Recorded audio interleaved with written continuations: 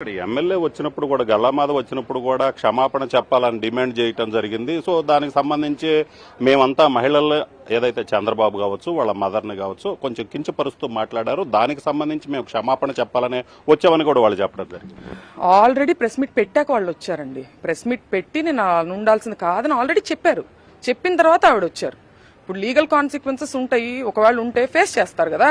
దాడికి దిగబడేదేంటి? మహిళలు ఎవరి మీదకి దాడి దిగబడ్డారు అంటే మగవారిని పంపించి స్త్రీల మీదకి దాడికి దిగబడతారా? అంటే మీరు ఇంట్లో ఉన్న సమయంలోనే దాడి జరిగింది, అప్పుడు మీరు ఏమన్నా వాళ్ళకి ఇలాగ చెయ్యొద్దు అని చెప్పడం ఏమన్నా జరిగింది? అసలు చెయ్యొద్దని చెప్పే అవకాశం ఏముందండి?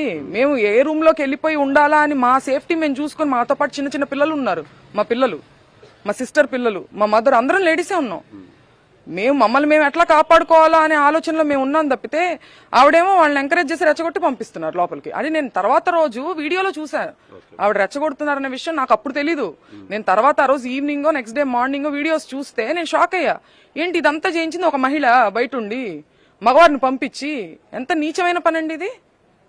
అంటే వాంటెడ్లీ కావాలనే వాళ్ళు ఇక్కడికి తీసుకొచ్చి మీ ఇంటి మీద దాడి చేపించారన్న సార్ అనొచ్చు కాదండి, మీరు చూడొచ్చు. అది ఖచ్చితంగా తీసుకొచ్చి ఆవిడ ఇట్లా చేతులు ఎత్తుతూ చేతులు దింపుతూ వాళ్ళని కంట్రోల్ చేస్తూ, వాళ్ళు తాగుంటే రాడ్లు కర్రలు తీసుకొని వాళ్ళు పంపిస్తాం. ప్రత్యక్షంగా చూడొచ్చు క్లిప్పింగ్స్ లో. ఆవిడ ఉన్నారు బయటే. ఇక్కడ ఇవన్నీ పగలగొడుతున్నప్పుడు, ఇంట్లోకి ఎంటర్ అవ్వాలని ట్రై చేస్తున్నప్పుడు రాంబాబు గారు అక్కడ ఉన్నారు. అంటే మహిళలు ఇంట్లోనే ఉంటారు కదా, ఇంకెవరు ఉండరు కదా జెంట్స్. అంత పార్టీ శ్రేణులంతా అటు ఉన్నప్పుడు ఇక్కడ జెంట్స్ ఎవరు లేరు, లేడీసే ఉన్నారు. మరి ఇటు ఎందుకు పంపించారు? ఆవిడ ఆ రోజు అక్కడ ఉండి మీరు లేడీస్ మీదకి వెళ్ళమాకండి, ఇంటి మీద దాడి చేయమాకండి అనుంటే ఆవిడ నిజంగా ఒక ప్రజాస్వామ్యంలో ఎన్నికవ్వబడినటువంటి ఎమ్మెల్యేగా ఆవిడ గౌరవం ఉండేది. ఆవిడ దాన్ని బ్రేక్ చేశారు. ఆవిడని పావుగా ఉపయోగించుకున్నారని నేను అనుకుంటున్నా. అయితే ఆవిడ గుర్తుంచుకోవాలి, ఆవిడకి కూడా కుటుంబం ఉంది, అధికారాలు శాశ్వతం కాదు. మీరు ఆలోచించుకోండి.